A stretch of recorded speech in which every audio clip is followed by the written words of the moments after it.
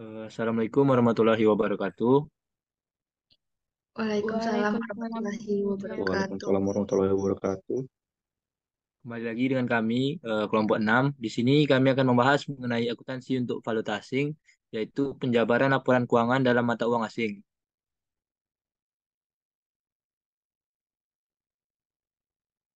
Di sini kami beranggotakan saya sendiri, Muhammad Mazaki, Intan Julita, Pipin Darisna, Kadek Krisna, Ropika Zuaila, dan Fitri Bong Manalu. Untuk subtopik yang akan kami presentasikan yaitu ada laporan keuangan dan mata pelaporan, metode translasi, metode pengukuran kembali, dan isu lain seputar penjabaran laporan keuangan. Untuk materi yang pertama akan dijelaskan oleh saudara Ropika. Kepada Ropika, saya persilakan. Baik, saya akan menjelaskan materi yang pertama yaitu mengenai laporan keuangan dan mata pelaporan. Mata uang penyajian dan mata uang fungsional. Menurut PSAK 10 revisi 2009, pengaruh perubahan nilai tukar valuta asing, mata uang fungsional adalah mata uang pada lingkungan ekonomi utama di mana entitas beroperasi, sedangkan mata uang penyajian adalah mata uang yang digunakan dalam penyajian laporan keuangan. PSAK 10 revisi 2009 tidak mengatur mata uang penyajian suatu perusahaan. Perbedaan antara mata uang penyajian dan mata uang fungsional dapat terjadi dalam dua kondisi sebagai berikut. Yang pertama ada entitas tunggal yang mencatat transaksinya dalam mata uang fungsional dan menyajikan laporan keuangan dalam mata uang asing. Atau sebaliknya, entitas anak atau asosiasi atau cabang yang beroperasi di luar negeri yang mencatat transaksi dan menyajikan laporan keuangan dalam mata uang fungsional, namun entitas induk atau investor atau pusat memiliki mata uang penyajian yang berbeda atau mata uang asing.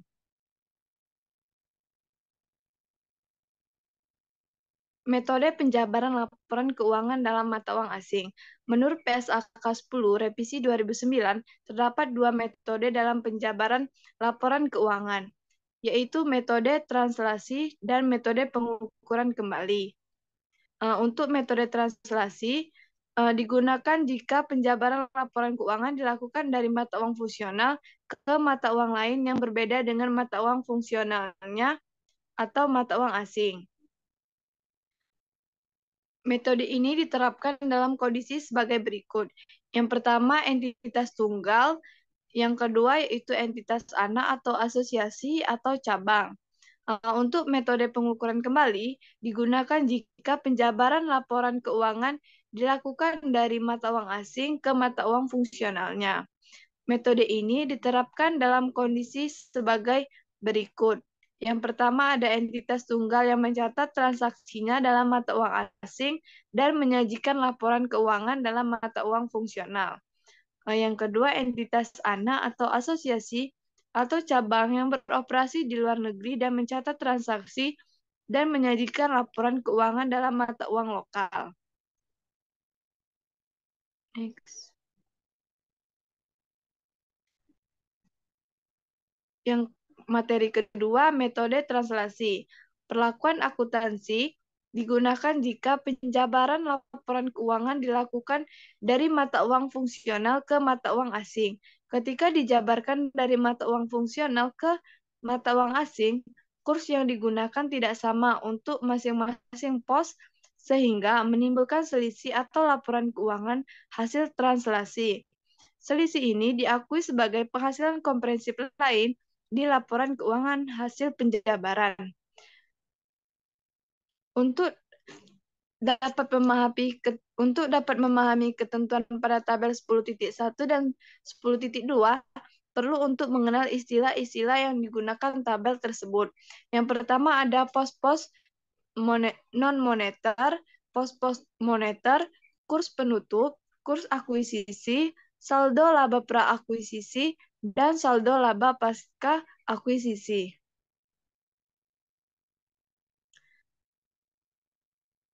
Kurs dalam metode translasi dari pengukuran kembali atau posisi keuangan.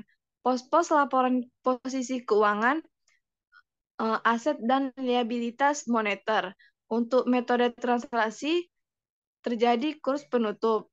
Untuk metode pengukuran kembali itu sama kurs penutup. Aset dan liabilitas non moneter, kurs penutup, dan untuk metode pengukuran kembali kurs pada tanggal transaksi jika diperoleh sebelum akuisisi, dan seterusnya. Sementara kurs untuk pos-pos laporan laba rugi adalah sebagai berikut. Pos-pos laba rugi terdapat penjualan, pembelian, beban, dan pos laba rugi yang menghasilkan arus masuk atau keluar pos moneter. Untuk metode translasi, kurs aktual atau rata-rata. Begitupun sama dengan metode pengukuran. Untuk beban pokok penjualan, itu kurs aktual atau rata-rata. Sedangkan pada metode pengukuran, kurs pada tanggal transaksi atau perolehan persediaan, dan seterusnya.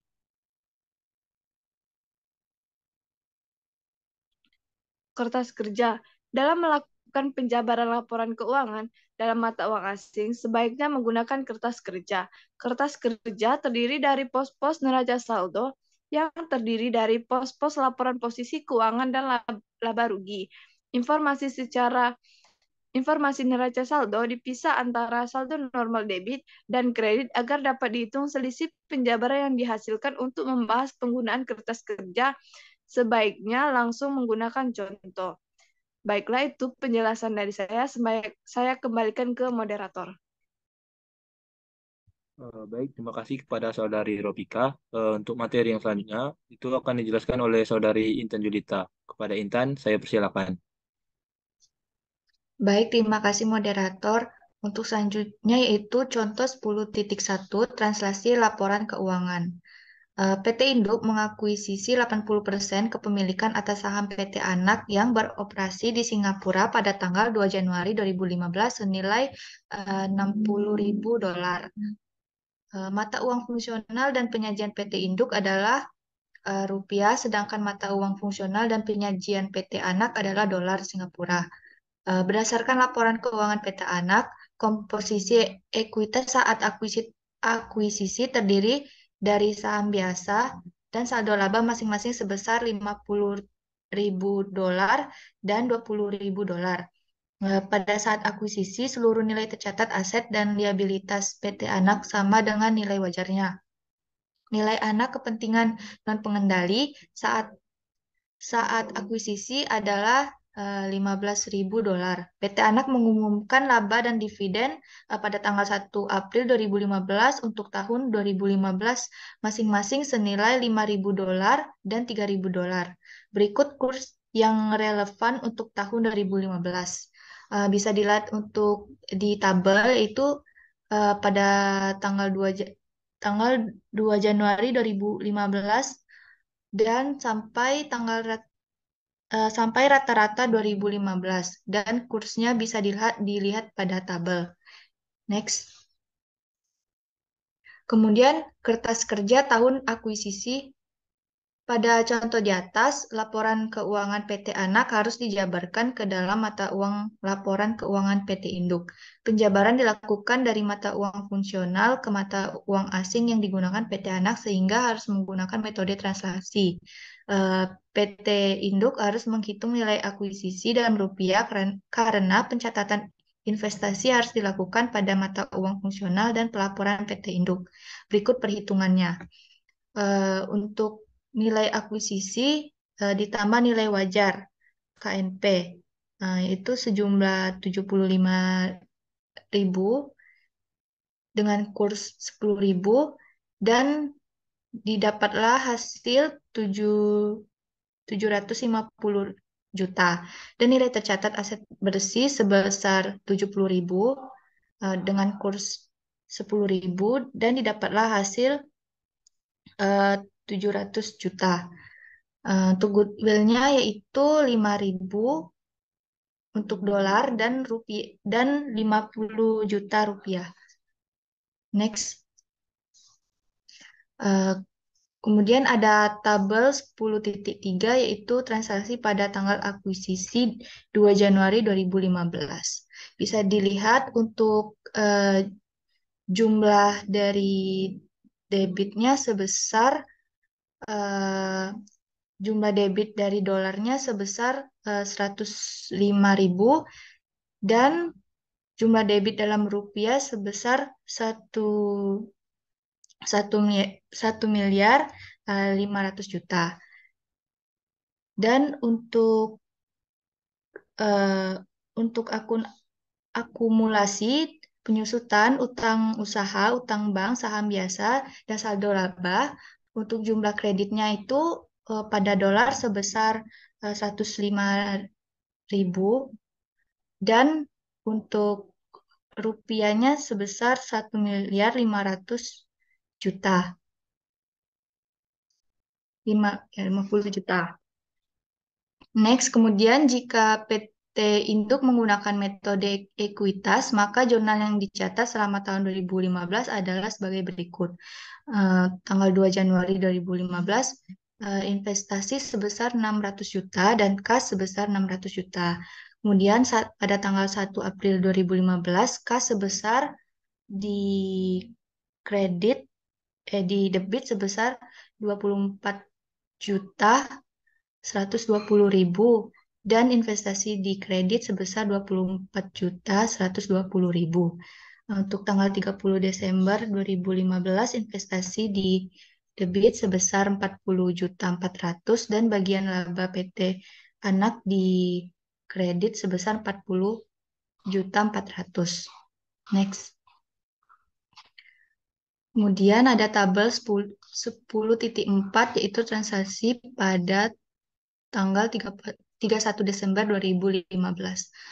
Untuk akun kas piutang persediaan, tanah, bangunan, dan bensin, beban, dan dividen itu jumlah debitnya untuk dolar sebesar 135.000 dan jumlah debit untuk rupiahnya sebesar 1.368.950.000.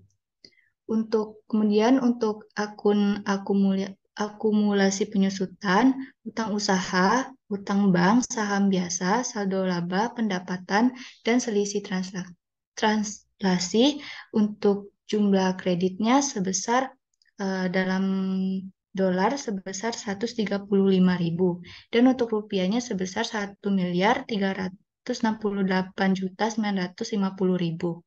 Next. Pada tabel 10.4 dapat dilihat bahwa transaksi laporan keuangan menghasilkan selisih di bagian kredit sebesar 10.450.000. Selisih tersebut akan diakui sebagai penghasilan komprehensif lain di ekuitas pada laporan keuangan PT Anak dalam rupiah. Dengan demikian, maka PT Induk juga akan mengakui 80% atas selisih tersebut dengan jurnal untuk tanggal 31 Desember 2015, bagian laba PT Anak di debit sebesar 8.360.000 dan untuk penghasilan komprehensif lain di kredit sebesar 8.360.000. Kemudian ada penjabaran goodwill dalam kasus ini adalah sebagai berikut. Untuk goodwill awal periode sebesar 5.000 dolar dengan kurs 10.000 dan didapatlah hasil 50 juta rupiah. Kemudian tidak ada penurunan nilai dan yang terakhir selisih penjabaran sebesar 750 rupiah. Dan untuk goodwill akhir periode sebesar 5.000 dolar dengan kurs 10.150 yaitu dengan hasilnya 50 juta 750.000. Baiklah, saya akan kembalikan kepada moderator. Baik, terima kasih kepada Saudari Intan atas penjelasannya. Untuk materi selanjutnya itu akan dijelaskan oleh Saudara Fitri Bang Manalu. Kepada Fitri, saya persilakan. Oke, terima kasih kepada moderator. Saya akan melanjutkan eh, penjelasan dari Intan, yaitu selisih yang dimana tadi selisihnya 750 diakui sebesar 80% oleh PT Induk dengan menjurnal, yaitu tanggal 31 Desember 2015, di debit, yaitu investasi pada PT Anak, yaitu sebesar 600.000, dan di kredit penghasilan komprehensif lain, yaitu sebesar 600.000. Jadi untuk mencatat pengakuan selisih penjabaran atas PT Anak, yaitu 80% dikali 750.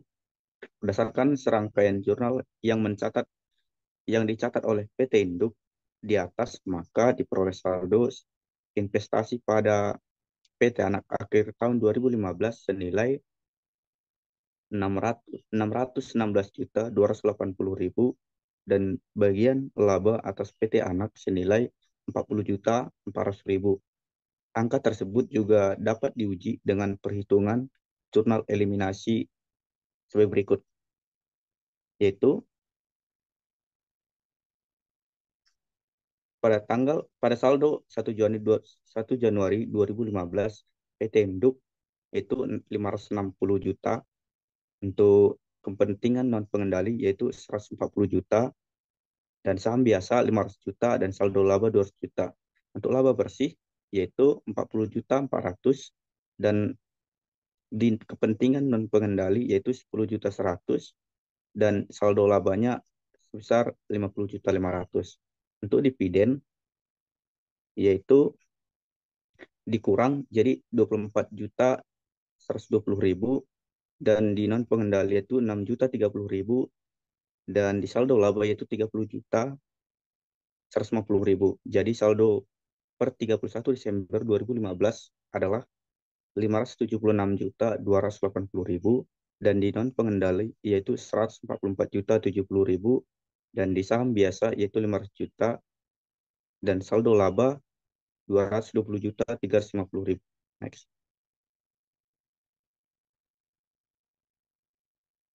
Dari tabel 15.5, dari tabel 10.5 diperoleh jurnal eliminasi, yaitu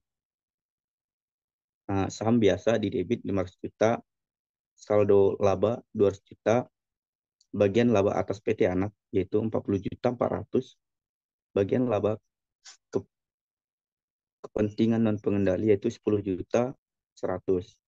Untuk di kredit, dividen diumumkan atau pasca yaitu 30 juta 150, investasi pada PT Anak yaitu 576 juta 280.000, dan kepentingan non pengendali yaitu 144 juta 70.000. Nah, untuk tabel 10.6 perhitungan jurnal eliminasi, yaitu pada saldo 1 Januari 2015 PT Induk sebesar 40 juta, untuk kepentingan non pengendali itu 10 juta, untuk goodwill 50 juta. Penurunan nilai yaitu pada saldo 31 Desember 2015 yaitu 40 juta, untuk kepentingan non pengendali yaitu 10 juta, untuk goodwill 50 juta. Next. Untuk investasi pada PT Anak yaitu 40 juta, kepentingan non pengendali yaitu 10 juta. Untuk mengeliminasi investasi dan pengakuan goodwill. Selain itu, penghasilan komprehensif lain dalam laporan keuangan PT Anak dieliminasi dan dialokasikan PT Induk dan kepentingan non pengendali dengan jurnal pertama. Untuk di debit penghasilan komprehensif lain yaitu 10 juta 450.000. Untuk di kredit investasi pada PT Anak yaitu 8 juta 360.000. Untuk kepentingan non pengendali di kredit yaitu 2 juta 90.000. Untuk mengeliminasi penghasilan komprehensif lain terkait transaksi. Untuk goodwill yaitu di debit sebesar 750.000. Untuk di kredit investasi pada PT Anak yaitu 600.000, dan kepentingan non pengendali di kredit yaitu 150.000. Next.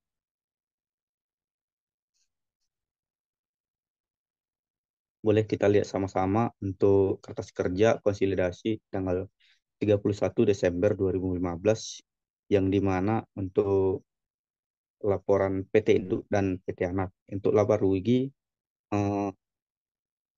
yang pertama itu pendapatan untuk PT Induk 300 juta, untuk PT Anak 252.500.000. Jadi konsolidasinya yaitu 525.500.000. Untuk beban yaitu yang dikurangkan yaitu 200 juta untuk di PT Induk, 202 juta untuk di PT Anak.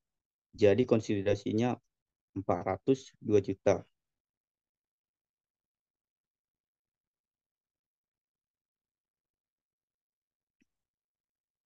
Untuk bagian laba atas PT Anak yaitu di PT Induk 40.400.000 dan dieliminasi di debit yaitu 40.400.000. Untuk laba bersih di PT Induk sebesar 140.400.000, untuk di PT Anak 50.500.000. Jadi konsolidasi sebesar 150.500.000. Bagian laba di non pengendali yaitu dieliminasi sebesar di debit 10 juta. Jadi dikonsolidasi jadi 10 juta 100. Mohon maaf. Dan bagian laba pengendali di PT Induk sebesar 140.400.000. Jadi konsolidasinya sebesar 140.400.000. Untuk laporan saldo laba yaitu saldo laba 1 Januari di PT Induk 500 juta, PT Anak 200 juta. Jadi dieliminasi untuk di debit yaitu 200 juta. Jadi dikonsolidasi menjadi 500 juta. Laba bersih untuk PT Induk yaitu 140.400.000, di PT Anak 50.500.000. Jadi dikonsolidasi menjadi 140.400.000. Untuk dividen, karena ini dividen dikurangkan jadi 50 juta untuk di PT Induk, 30 juta 150 di PT Anak, dan dieliminasi 30 juta di kredit, 30 juta 150.000 di kredit, dan dikonsolidasi yaitu 50 juta. Jadi saldo per 31 Desember yaitu di PT Induk 590.400.000, di PT Anak 220 juta 350.000, dan dikonsolidasikan menjadi 590.400.000. Next.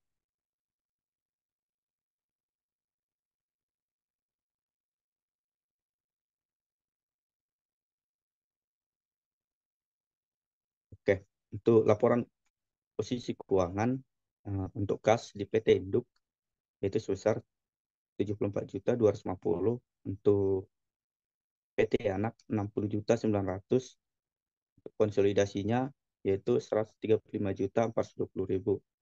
Untuk piutang di PT Induk 90 juta, PT Anak 71 juta 150.000, untuk konsolidasinya yaitu 161 juta 50.000. Untuk persediaan di PT Induk itu 150 juta, untuk PT Anak 198 juta 850.000, untuk konsolidasinya yaitu 342 juta 850.000. Untuk investasi pada anak yaitu di PT Induk 625 juta 240.000, dan eliminasi di kredit itu sebesar 576 juta 280.000. Next, untuk tanah di PT Induk 500 juta, di PT Anak 304 juta 500, dan konsolidasinya 804 juta 500. Bangunan dan mesin di PT Induk sebesar 400 juta, untuk PT Anak 507 juta 500, dan konsolidasinya 907 juta 500.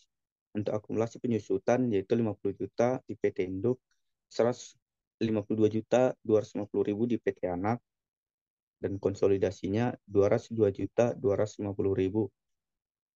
Untuk goodwill dieliminasi di debit itu sebesar 50 juta. Jadi konsolidasinya 50 juta 750. Untuk jumlah aset di PT Induk sebesar 1.789.760.000. Untuk di PT Anak 984.550.000. Jadi konsolidasinya yaitu 2.199.820.000. Untuk utang usaha di PT Induk itu sebesar 40.400.000, di PT Anak 50.750.000, dikonsolidasi menjadi 91.150.000. Untuk utang bank yaitu di PT Induk 150 juta, untuk PT Anak 203 juta, untuk konsolidasinya yaitu 350 juta. Untuk saham biasa yaitu di PT Induk 1 miliar, untuk di PT Anak 500 juta, dieliminasi di debit itu sebesar 500 juta. Jadi konsolidasinya itu 1 miliar. Untuk saldo laba untuk di PT Induk yaitu sebesar 590.400.000, untuk PT Anak 220.350.000. Jadi dikonsolidasi menjadi 590.400.000. Untuk penghasilan komprehensif lain untuk di PT Induk sebesar 8.960.000, di PT Anak 10.450.000, dieliminasi di debit sebesar 10.450.000. Jadi dikonsolidasinya menjadi 8.960.000. Untuk kepentingan untuk pengendali yaitu dieliminasi di kredit sebesar 144.070.000 dan dikonsolidasi menjadi 156.310.000. Untuk jumlah liabilitas dan ekuitas di PT Induk sebesar 1.789.760.000, untuk PT Anak itu 984.550.000, untuk eliminasi di debit sebesar 811.700.000, untuk di kredit 811.700.000. Jadi konsolidasinya menjadi 2.199.820.000. Next. Slide selanjutnya. Terjadi gangguan sebentar ya.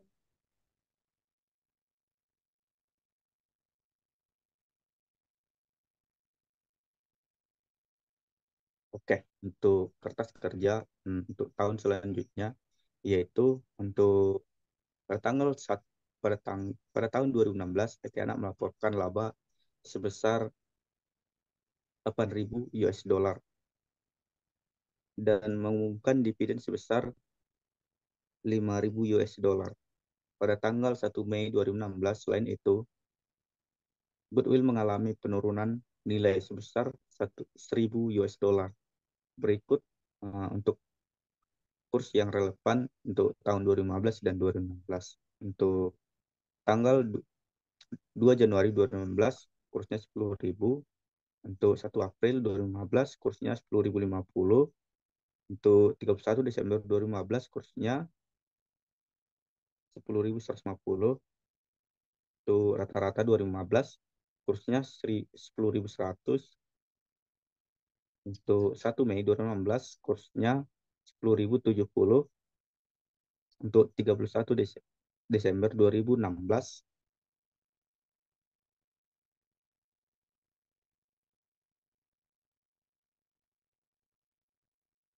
kursnya 10.200.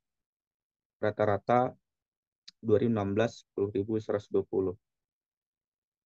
Saya kembalikan Baik, ke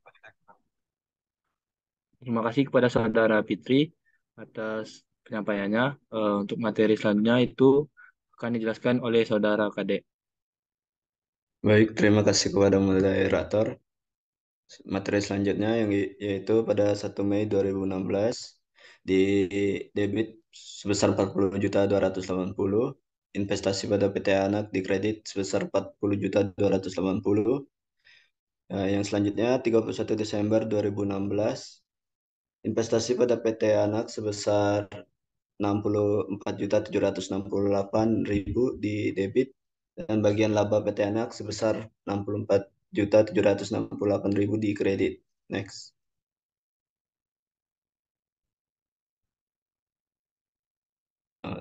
Selanjutnya dapat dilihat di tabel 10.18 transisi pada 31 Desember 2016, yaitu kas piutang, persediaan tanah, bangunan dan mesin, beban, dividen. Jumlah debitnya sebesar 141.000 dolar dan rupiahnya sebesar 1.435.630.000. Akumulasi penyusutan utang usaha, utang bank, saham biasa, saldo laba, pendapatan, dan selisih transisi. Jumlah kreditnya sebesar 141.000 di dolar dan di dan 1.435.630.000 rupiah. Next. 31 Desember 2016, investasi pada PT Anak di debit sebesar 2.872.000, penghasilan komprehensif lain di kredit 2.872.000. Pada tahun 2016, penjabaran dilakukan dengan cara yang sama, menggunakan kurs yang relevan untuk tahun 2016. Perbedaan hanya terdapat pada penjabaran saldo laba 2016 yang dihitung sebagai berikut. Perhitungannya yaitu saldo awal laba, laba bersih 2015, dividen 2015, saldo laba akhir sebesar 22.000 dolar dan 220.350 rupiah.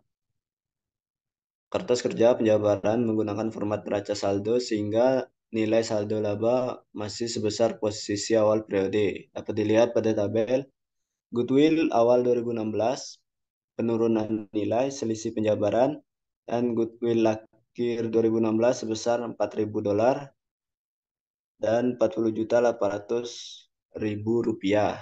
Next.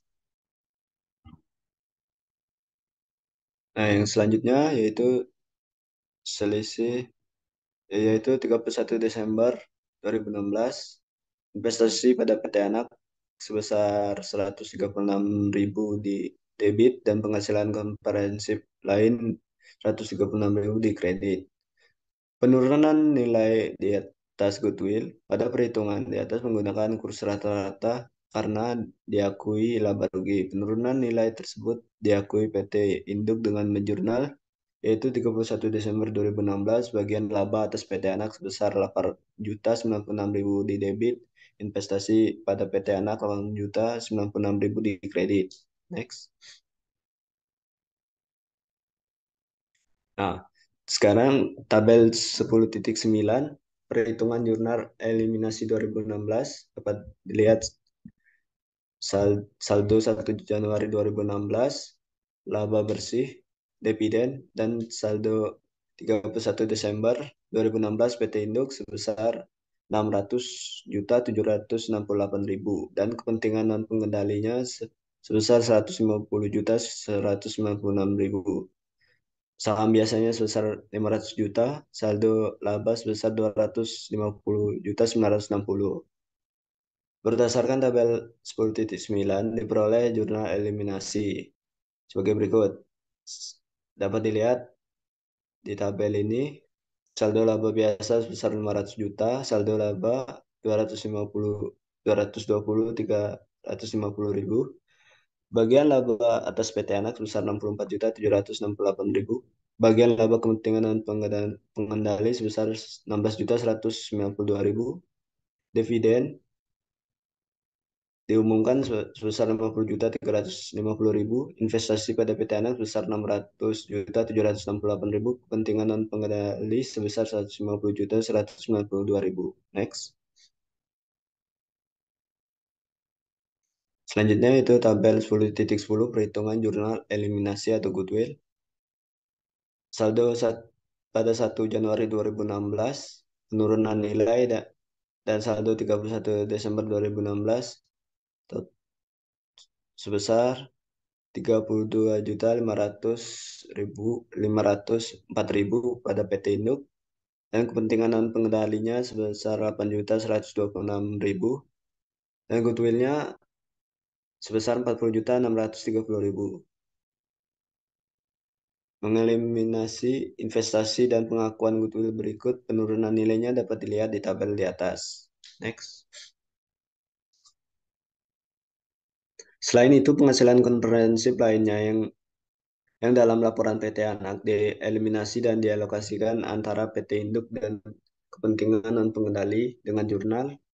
Penghasilan komprehensif lainnya sebesar 14.040.000 di debit, investasi pada PT Anak 11.232 di kredit, kepentingan non pengendali 2.808.000 di kredit, dan goodwill sebesar 170.000 di debit, investasi pada PT Anak sebesar 136.000 di kredit, kepentingan non pengendali 34.000 di kredit. Selisih penjabaran 170.000 disesuaikan dengan goodwill untuk mencerminkan saldo dengan kurs penutup. Berdasarkan jurnal eliminasi yang ada, selanjutnya dimasukkan ke dalam kertas kerja konsolidasian. Next. Penyajian dan pengungkapan. Penyajian laporan keuangan atas penjabaran laporan keuangan pada dasarnya sama dengan penyajian laporan keuangan pada umumnya. Perbedaan hanya pada pos penghasilan komprehensif lainnya yang dihasilkan dari transaksi. Penghasilan komprehensif lainnya tersebut disajikan sebagai komponen entitas seperti halnya pengendalian komprehensif lainnya. Next. Dan selanjutnya pengungkapan yang diperlukan mencakup ada 3 hal. Yang pertama, kebijakan akuntansi atas penjabaran laporan keuangan dalam mata uang asing. Yang kedua, selisih nilai tukar euro diakui dalam pendapatan komprehensif lain. Dan yang ketiga, ketika mata uang pelaporan berbeda dari mata uang fungsional, fakta tersebut harus dinyatakan bersama dengan pengungkapan mata uang fungsional. Next.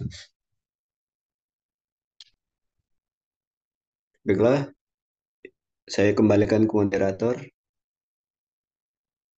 Baik, terima kasih kepada saudara Kade atas penyampaiannya.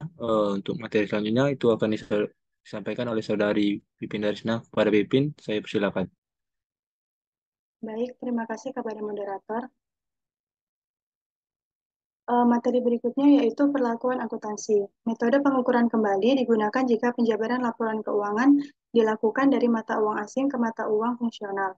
Kurs yang digunakan tidak sama untuk masing-masing pos sehingga juga menimbulkan selisih atas laporan laba rugi hasil penjabaran. Untuk aset dan liabilitas moneter menggunakan kurs penutup, sedangkan aset dan liabilitas moneter menggunakan kurs pada tanggal transaksi, maka digunakan kurs akuisisi. Kemudian ada kertas kerja. Dalam melakukan pengukuran kembali laporan keuangan dalam mata uang asing juga menggunakan kertas kerja, karena perhitungan yang lebih kompleks. Format kertas kerja sama seperti metode translasi, yaitu terdiri dari pos-pos neraca, saldo yang terdiri dari pos-pos laporan posisi keuangan dan laba rugi. Berikut adalah contoh 10.2 mengenai pengukuran kembali laporan keuangan dalam mata uang asing. PT Induk mengakuisisi 80% kepemilikan atas saham PT Anak yang beroperasi di Singapura pada tanggal 2 Januari 2015 senilai $60.000. Mata uang fungsional dan penyajian PT Induk adalah rupiah, mata uang PT Anak adalah rupiah, namun mata uang penyajian PT Anak adalah dolar Singapura. Berdasarkan laporan keuangan PT Anak, komposisi ekuitas saat akuisisi terjadi dari saham biasa dan saldo laba masing-masing sebesar $50.000 dan $20.000.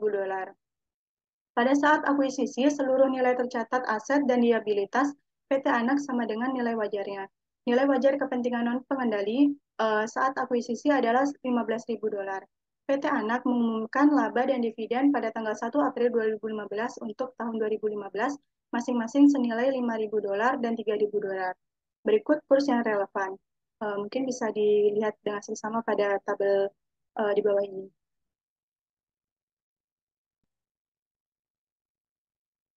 Kemudian PT Induk harus menghitung nilai akuisisi dalam rupiah karena pencatatan investasi dilakukan pada mata uang fungsional dan pelaporan PT Induk berikut perhitungannya. Nilai akuisisi ditambah nilai wajar kepentingan non pengendali $75.000 dan kursnya $10.000, maka didapatlah hasil 750 juta rupiah. Kemudian nilai tercatat nilai bersih yaitu $70.000, kemudian kursnya 10.000 dan totalnya yaitu 700 juta rupiah.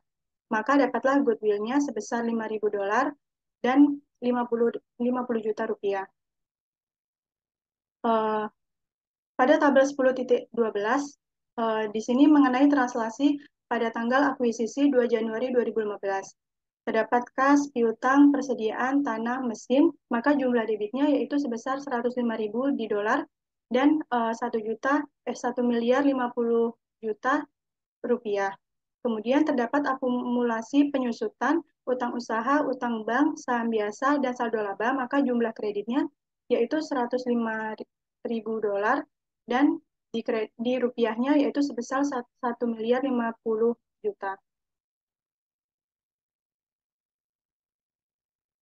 Berikut kurs aktual perolehan aset non-moneter. Persediaan, yaitu pada tanggal 20 Desember 2015, terdapat 19.000 dolar dan kursnya 10.120. Kemudian tanah pada tanggal 20 April 2014, yaitu 30.000 dolar dan kursnya 9.800. Kemudian mesin pada tanggal 20 Agustus 2014 terdapat 50.000 dolar, kursnya 9.900, dan pada tanggal 1 Juli 2015 yaitu senilai 20.000 dolar dan kursnya 10.060. Maka di dolarnya yaitu dijumlahkan dari tanggal 20 Agustus 2014 dan 1 Juli 2015 terdapat 70.000 dolar. Berikut adalah tabel 10.13 mengenai penjabaran aset non-keuangan pada tanggal 30 Desember 2015.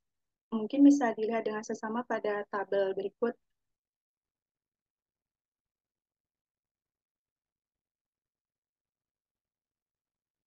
Kemudian pada tabel 10.14 terdapat pengukuran kembali pada 31 Desember 2015, di mana di sini terdapat kas, piutang, persediaan, tanah, mesin, beban pokok penjualan, beban penyusutan, beban operasi, dividen, rugi pengukuran kembali, maka jumlah debitnya sebesar 155.000 di dolar dan di rupiahnya sebesar 1.559.370.000. Kemudian pada akun akumulasi penyusutan, utang usaha, utang bank, saham biasa, saldo laba, pendapatan, maka jumlah kreditnya yaitu sebesar 155.000 di dolar dan di rupiahnya sebesar 1.559.370.000. Jika PT Induk menggunakan metode ekuitas, maka jurnal yang dicatat selama tahun 2015 sebagai berikut.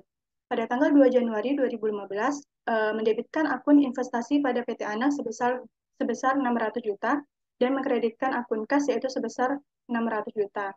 Pada tanggal 1 April 2015, mendebitkan akun kas sebesar 24.120.000 dan investasi pada PT Anak dikredit sebesar 24.120.000.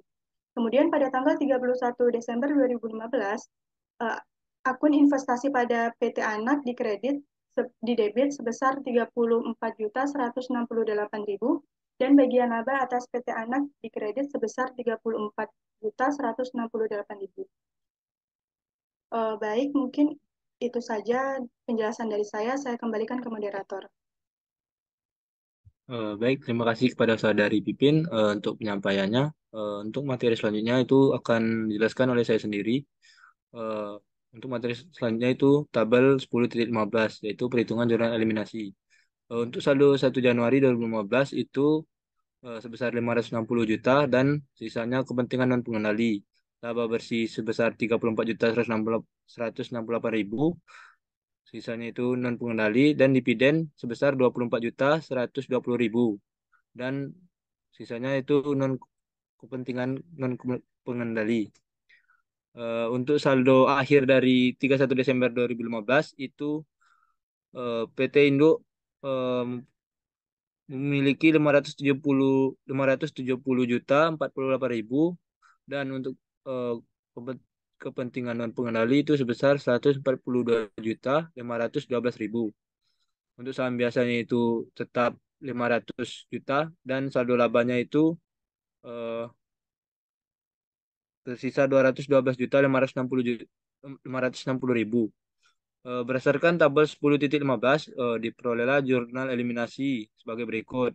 Saham biasa itu 500 juta, saldo laba 200 juta, bagian laba atas PT Anak 34 juta 168.000, bagian laba kepentingan non pengendali sebesar 8 juta 542.000, dividen yang diumumkan di kredit sebesar 30 juta 150.000, investasi pada PT Anak sebesar 570 juta 48.000, dan kepentingan non pengendali di kredit sebesar 142 juta 512.000. Next. Tabel 10.16, yaitu perhitungan jurnal eliminasi. Saldo 1 Januari 2015 di PT Indo itu sebesar 40 juta, dan 10 jutanya itu sisa kepentingan non pengendali. Didapatlah saldo akhir 31 Desember 2015, PT Indo memiliki 40 juta, kepentingan non pengendali memiliki 10 juta. Karena kan goodwill-nya itu 50 juta.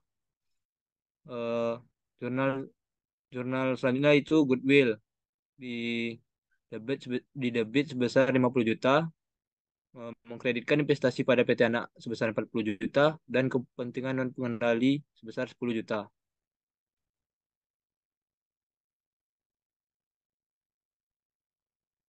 Untuk kertas kerja konsolidasi 31 Desember 2015, didapatkanlah pendapatan PT Indo sebesar 300 juta, dan PT Anak 252 juta 500.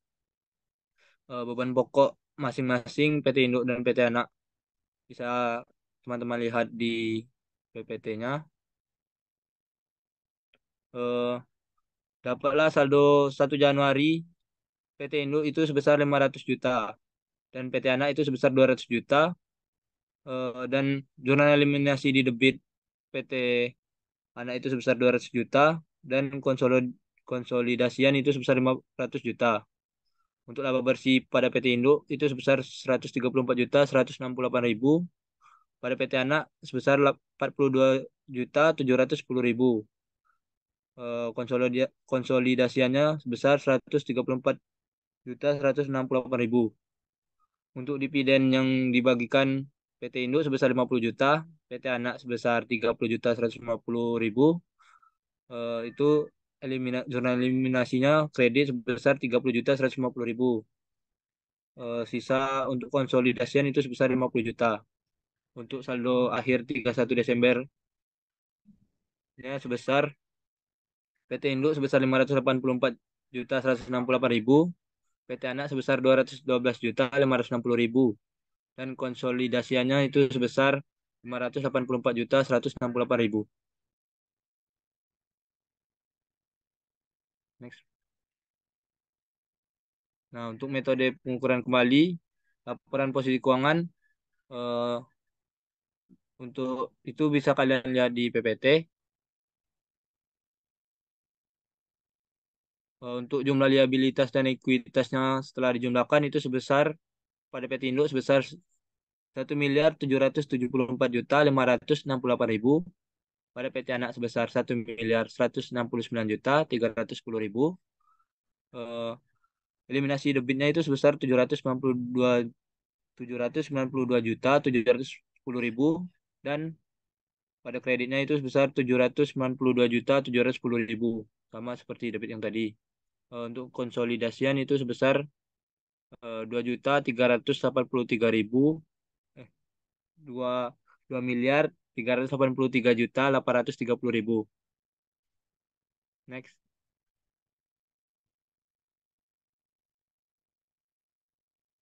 Untuk perbedaan hanya pada penjabaran saldo laba 2016 yang harus dihitung sebagai berikut. Untuk saldo laba awal 20.000 dolar Singapura, untuk kursnya itu 10.000. Jadi rupiahnya 200 juta. Laba bersihnya 5.000. Untuk kursnya masih dihitung untuk total rupiahnya 42.710.000. Dividen 2015 itu sebesar 3.000 dolar Singapura, untuk kursnya 10.050. Maka didapat untuk dividen 2015 itu sebesar 30.150.000. Jadi saldo laba akhir setelah penjumlahan itu sebesar 22.000 dolar Singapura pada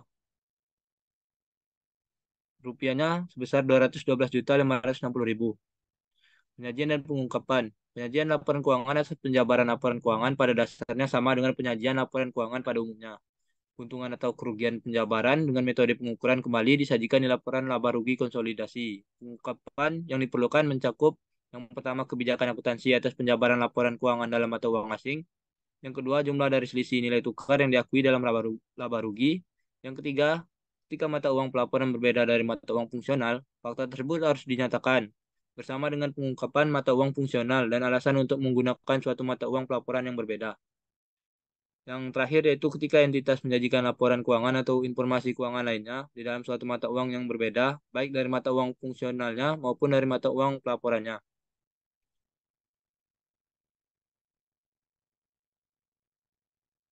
Perubahan mata uang fungsional. Yang pertama, perubahan mata uang fungsional dapat berdampak terhadap pencatatan transaksi dalam mata uang asing. Yang kedua, perubahan mata uang fungsional dapat berdampak juga terhadap penjabaran laporan keuangan dalam mata uang asing. Yang ketiga itu perubahan mata uang fungsional juga dapat berdampak terhadap metode penjabaran laporan keuangan dalam mata uang asing. Pada PSAK 10 Revisi 2009 mengatur pelakuan akuntansi jika terjadi perubahan dalam mata uang fungsional. Untuk transaksi antar entitas, salah satu tujuan penjabaran suatu laporan keuangan adalah untuk keperluan konsolidasi dengan entitas hidup. Setelah dilakukan penjabaran, prosedur konsolidasi yang dilakukan mengikuti prosedur konsolidasi normal, seperti eliminasi saldo antar kelompok dan transaksi antar kelompok dari suatu entitas anak seperti yang dibahas pada bab-bab sebelumnya. Baik, mungkin sekian dari kelompok kami, kelompok 6. Eh, Semoga apa yang kami sampaikan dapat bermanfaat bagi teman-teman maupun bagi kami sendiri. Eh, Maaf jikalau ada kata kami yang salah atau ada kekurangan dari kelompok kami. Kami akhiri. Wassalamualaikum warahmatullahi wabarakatuh. Waalaikumsalam Waalaikumsalam. warahmatullahi wabarakatuh.